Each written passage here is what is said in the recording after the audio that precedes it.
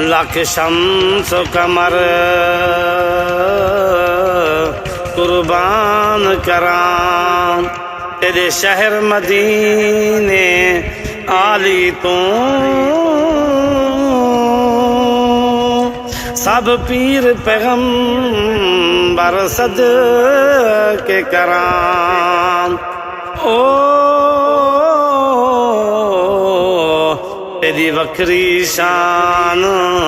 निराली तू लख ताज नवाबी घोल सटा तेरी सोनी चादर काली तू मैं वारिस जन्नत वार दिमां ओ